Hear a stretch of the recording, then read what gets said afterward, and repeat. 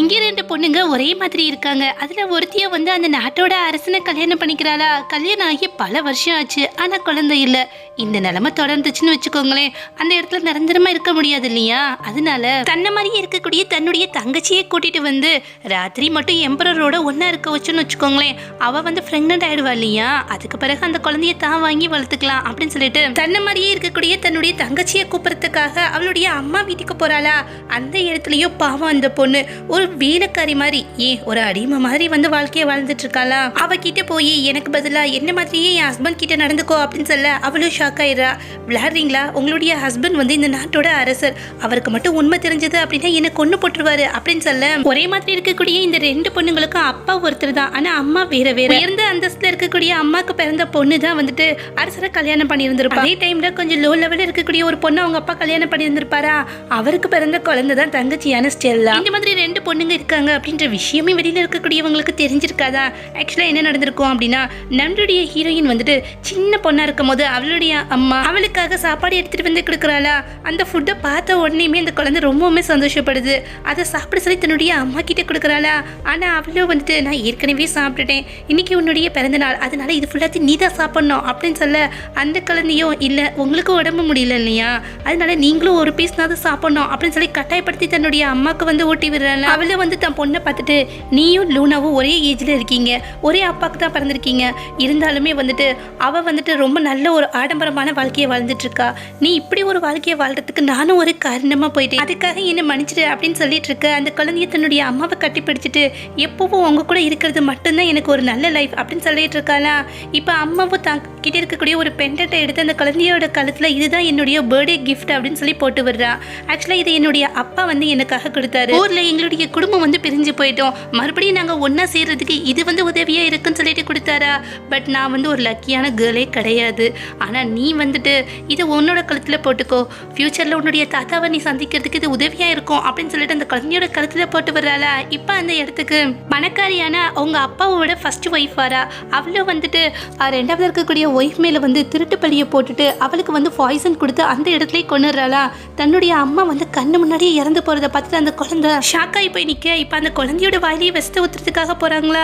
But வந்து மூத்த ஒய்ஃபோ இல்ல, இவ வந்துட்டு பாக்குறதுக்கு என்னுடைய பொண்ணு மாதிரியே இருக்கா, ஏதாவது என்னுடைய பொண்ணுக்கு ஆபத்து வரும்போது அவளுக்கு சப்ஸ்டியூட்டா வந்து இவளை யூஸ் பண்ணிக்கலாம் அப்படின்னு சொல்லிட்டு 2வது இருக்கக்கூடிய தங்கச்சியை உயிரோட விட்டு வச்சிருந்திருப்பாங்க. அந்த பொண்ணை தான் இப்ப அரசருக்கு ஒய்ஃபா நடிக்கிறதுக்காக கூப்பிட்டு இருக்காங்களா.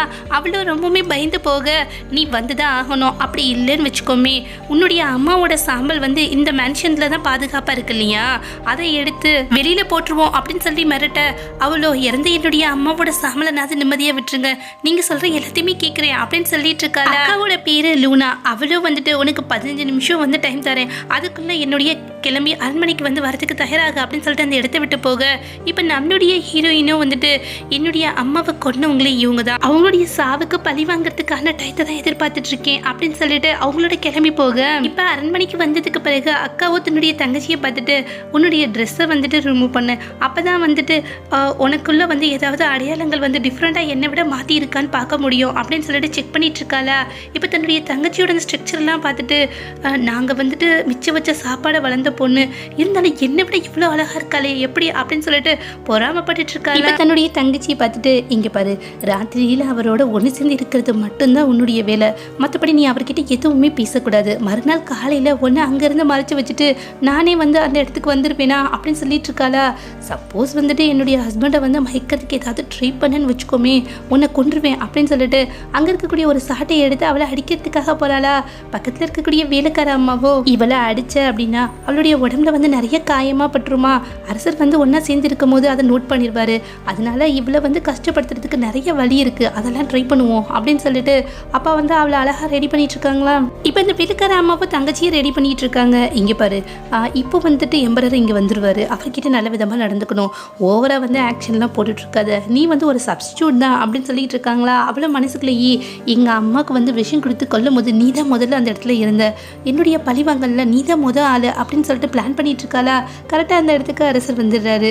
நம்மளுடைய ஹீரோயினை பார்க்க அவளும் மனசுக்குள்ளேயே இவர் தான் இந்த நாட்டோட அரசரா என்ன, ஆக்சுவலாக இவர்கிட்ட வந்து நம்ம ஃபீவராக நடந்துக்கிறது மூலமாக மட்டும்தான் இவங்க எல்லாத்தையும் நம்ம வந்து பழிவாங்க முடியும் அப்படின்னு சொல்லி யோசிச்சுட்டு இருக்கு. அவரும் டேரெக்டாக வந்து நம்ம ஹீரோயினோட கையை வந்து பிடிக்கிறாரா. கை ஃபுல்லாமே ரொம்ப ஜில்லுன்னு இருக்கு.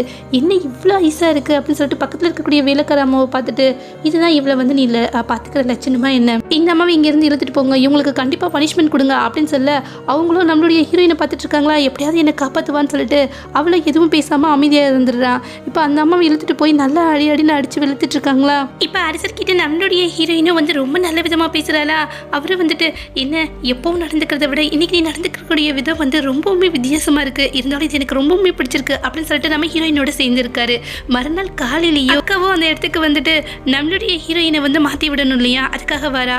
அந்த இடத்துல தங்கச்சியும் வந்து தன் ஹஸ்பண்டோட சேர்ந்து இருக்கிறத பார்த்துட்டு பயங்கரமாக டென்ஷன் ஆயிடுறா. இன்னொரு பக்கம் வந்துட்டு நம்மளோட ஹீரோயின் என்ன பண்ணுறான்னா அரசரை கிளப்பி விடும்போது தன்னுடைய இயரிங்கை எடுத்து அவருடைய பெல்ட்டுக்கு பின்னாடியே வந்து மாட்டி விட்டுறாளா. எப்படியும் வந்து இவ வந்து நம்மளை ஏதாவது வந்து பனிஷ் பண்ணுவா அப்படின்றது அவளுக்கு நல்லாவே தெரிஞ்சிருக்கும். அந்த இடத்த விட்டு அரசர் கிளம்பினதுக்கு பிறகு அக்காவோ டைரெக்டாக வந்து நம்மளுடைய ஹீரோயினோட கண்ணத்துலேயே ஓங்கி ஒரு அற விடுறாளா. தைரியம் இருந்தால் என்னுடைய ஹஸ்பண்டையே மயக்கத்துக்கு பார்ப்பேன், நேற்று ராத்திரி எத்தனை தடவை சேர்ந்துருந்தீங்க அப்படின்னு சொல்ல நம்மளுடைய ஹீரோயினோ வந்துட்டு 3 times அப்படின்னு சொல்கிறாளா. இதை கேட்டுட்டு வந்துட்டு அக்கா பயங்கரமாக டென்ஷன் ஆயிடுறா. ஆக்சுவலாக வந்து நாங்கள் 2 பேரும் சேர்ந்து இருக்கும் போது ஒரு தடவை தான் சேர்ந்துருக்கோம், அதுலேயே வந்து டயர்ட் ஆகிடுவோம். அப்படி இருந்து நைட்டு வந்து 3 times சேர்ந்துருந்துருக்கீங்க, அது மட்டும் இல்லாமல் இவ்வளோ நேரம் வந்து அவர் இங்கேயே இருந்திருக்காரு அப்படின்னு சொல்லிட்டு இது எல்லாத்துக்கும் காரணம் நீ தான். உன்னுடைய அம்மாவை பற்றி எனக்கு நல்லாவே தெரியும். நம்ம அப்பாவை வந்து மைக்கு தானே உன்னை வந்து பெற்றுக்கிட்டாங்க, அதே மாதிரி வந்து நீ என்னுடைய ஹஸ்பண்டை மைக்கிறதுக்கு ட்ரை பண்ணுறியா என்ன, இன்னைக்கு ஒன்று சும்மா விட மாட்டேன் அப்படின்னு சொல்லி கோவப்பட்டு இருக்கு. அரசனும் வெளியில் போகும்போது நம்மளுடைய ஹீரோயின் வந்து பெல்ட்டில் ஒரு இயரிங் மாதிரி மாட்டி விட்டு இருந்திருப்பா இல்லையா, அது கீழே விழுந்துரும். அதை பார்த்துட்டு அதை எடுத்துகிட்டு நம்மளுடைய ஹீரோயின் கிட்ட கொடுக்கறதுக்காக வருவானா. அந்த இடத்துல நம்ம அரசர் வர சவுண்டை பார்த்துட்டு அக்காவோ போய் ஓடி போய் ஒளிஞ்சிக்கிறான். இப்போ தங்கச்சியை பார்த்துட்டு அவளுடைய கண்ணத்தில் ஓங்கி அரைஞ்சிருப்பா இல்லையா, அந்த அச்சு அப்படியே பதிஞ்சிருக்குமா. என்னாச்சு, ஏன் இந்த மாதிரி அடிபட்டிருக்கு, யார் ஒன்று அடிச்சது அப்படின்னு சொல்லி கேட்க மறுபடியும் நீங்கள் வந்த சவுண்டு கேட்டோன்னே அவசரமாக எந்திரிச்சினா அப்படியே அடிபட்டுருச்சு அப்படின்னு சொல்ல அவனும் சரி ஒன்று நீ கேர் பண்ணி பார்த்துக்கோ அப்படின்னு சொல்லிட்டு அந்த இடத்த விட்டு கிளம்புறான். மறுபடியும் வந்து அரசன் கிளம்புன பிறகு அக்காவும் அந்த இடத்துக்கு வந்துடுறாளா. தங்கச்சியை போட்டு ஓங்கி ஒரு அறை விட இப்போ வேலைக்காரங்களும் வேகமாக அந்த இடத்துக்கு வந்துட்டு நேற்று ராத்திரி வந்து அரசர்கிட்ட என்ன மாட்டி விட்டுட்டா பாருங்க, எனக்கு எவ்வளோ பெரிய பனிஷ்மெண்ட் கொடுத்துருக்காங்க அப்படின்னு சொல்லிட்டு கோவப்பட்டுட்டு இருக்கேன். எனக்கு புரிஞ்சு போச்சு, ஒரு நாள் வந்து அவரோட சேர்ந்து இருந்ததுக்கு பிறகு எங்களை எல்லாத்தையும் மாட்டி வரதுக்கு பிளான் பண்றியா என்ன அப்படின்னு சொல்லி கோவப்பட்டு அம்மாவோ இவ உடம்புல காயத்தை ஏற்படுத்தாத மாதிரி இவளுக்கு தண்டனை கொடுக்க ஐடியா நிறைய இருக்கு அப்படின்னு சொல்ல இப்போ நிறைய வந்துட்டு ஊசியில எடுத்துட்டு வராங்களா.